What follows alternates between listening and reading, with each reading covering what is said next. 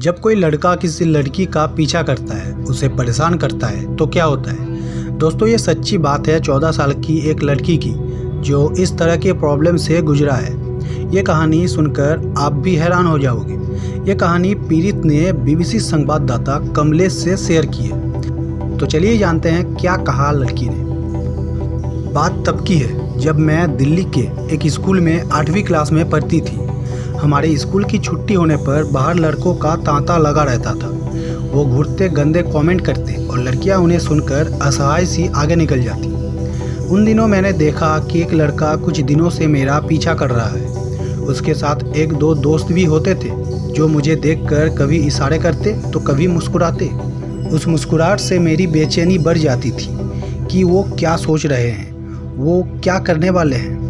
धीरे धीरे वो लड़का स्कूल से मेरे घर तक पहुंच गया। मेरी गली के बाहर ही उसने डेरा डाल दिया। मैं खेलने निकलती तो घूरता रहता, बार बार मेरी गली के चक्कर लगाता। एक बार गली की औरतों का भी उस पर ध्यान गया और वो मुंह चिराकर बोली, होगी कोई जिसके लिए आता है। ये सुनते ही मेरी धड़कन बढ़ गई कि अगर इन्हें पता चल गया कि वो मैं हूँ तो फिर क्या होगा, मेरे पीछे कैसी बातें होगी। अब तो मैं ये सोचने लगी कि जब वो आए, भगवान करे कोई आंटी घर के बाहर ना हो। उसने कई बार मेरे सामने दोस्ती का प्रस्ताव रखा, लेकिन मेरे बार बार मना करने पर भी वो नहीं रुका। एक बार तो राह चलते हुए उसने मुझे धमकी तक दी, मैं हाँ तो करवा कर रहूँगा। अब वो उस हाँ के लिए क्या करने वाला है मैं नहीं जानती। वो और ज़्यादा मेरी ज़िंदगी में घुसता चला गया। उसने मेरी क्लास के लड़कों के जरिए मुझसे बात करने की कोशिश की और पूरी क्लास को उसके बारे में पता चल गया। अब कुछ बच्चों को मुझे चिढ़ाने के लिए एक नाम मिल गया। मेरे सामने जानबूझकर उसका नाम लिया जाता और मेरी परेशानी का लुत्फ़ उठाया जाता। कुछ ही हफ्तों में वो मेरी ज़िंदगी का डरावना हिस्सा बन गया। मैं जहाँ भी जाती वो मुझसे पहले मौजूद होता। मेरे ट्यूशन, स्कूल, मंदिर, बाजार, पार्क जाने का समय जैसे उसने अलार्म की तरह अपने दिमाग में फिट कर लिया हो। वो साए की तरह मेरा पीछा करता और हर जगह मुझे घूरता रहता। उसकी नज़रें मुझे भेदती हुई निकलती। जहाँ मैं पहले घर से बेफिक्र सी निकलती थी, अब गली के दोनों कोनों पर देखकर तसल्ली कर लेती थी कि कहीं वो तो नहीं बैठा है। मुझे कहीं भी जाना हो तो पहले दिमाग में आता कि वो बाहर खड़ा होगा। अपने आसपास देखती रहती कि कहीं अचानक से वो रास्ता ना रोक ले, हाथ पकड़कर बदतमीजी ना कर दे। मैं लगातार एक खौफ में जी रही थी। मेरे दिमाग में यही चलता रहता कि अगर उसने ऐसा किया तो मुझे क्या जवाब देना चाहिए, मुझे उस वक्त क्या करना चाहिए। ऐसा भी कई बार हुआ कि मैं अपनी सहेलियों के साथ हंसने से भी डरती थी कि कहीं वो ये ना समझ ले कि मैं उसे देखकर हंस रही हूँ।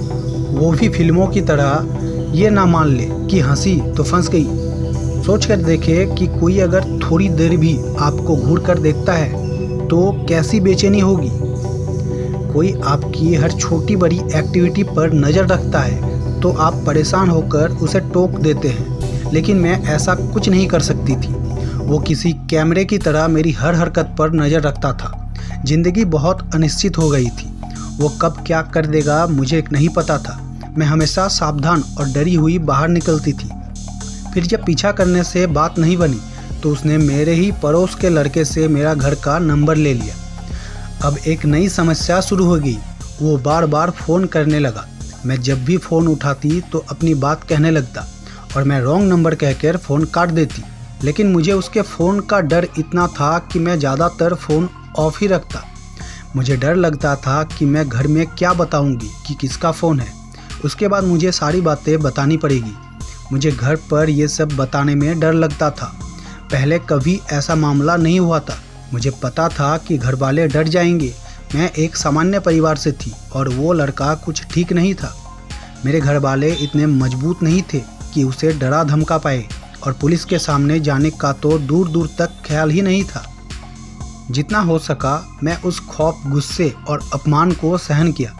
लेकिन जब तनाव बहुत बढ़ गया तो मैंने एक दिन अपनी माँ को इस बारे में बताया। सुनते ही मेरी माँ के चेहरे पर सिकन आ गई।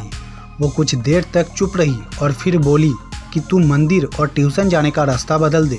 मुझे ये सुनकर बहुत तेज गुस्सा आया कि इससे क्या होगा, वो क्या दूसरे रास्ते पर नहीं आ सकते। लेकिन इस सब के बाद ये हुआ कि मेरी माँ मुझे स्कूल लेने आने लगी। मैं कहीं भी जाती तो किसी को साथ लेकर जाने के लिए कहने लगती। वो भी मुझे बहुत असहाय नज़र आती। बेटी के लिए क्या करे उन्हें नहीं पता था। फिर निराश होकर मैंने भी घर में बताना बंद कर दिया। इसके बाद मैं 10वीं पास की और फिर मेरे स्कूल बदल गया जो घर से दूर था। मुझे लगा कि शायद वो इतना दूर नहीं आएगा, लेकिन ऐसा कुछ नहीं हुआ और पीछा करना अभी भी चलता रहा। अब मैं पुलिस में शिकायत करने की ठान ली। उम्र बढ़ने के साथ अब तक कुछ हिम्मत भी आ चुकी थी, लेकिन एक और निराशा मेरा इंतजार कर रही थी। पुलिस का रवैया मेरी सारी उम्मीदें तोड़ने वाला था। पुलिस ने मेरी शिकायत तक दर्ज करने में दिलचस्पी नहीं दिखाई। उन्होंने पहले मुझे कई सवाल दाग दिए, जैसे मैंने पहले शिकायत क्यों नहीं की, क्या मैंने उसे मना किया था, मेरा नंबर उसके पास कैसे पहुंचा। फिर उन्होंने लिखित शिकायत दर्ज करने की बजाय बातचीत से मामला सुलझाने पर जोर दिया, लेकिन मैंने ज़बरदस्ती लिखित में शिकायत दी। उस लड़के को पुलिस थाने बुलाया गया, लेकिन माफ़ी मांगने के बाद उसे छोड़ दिया।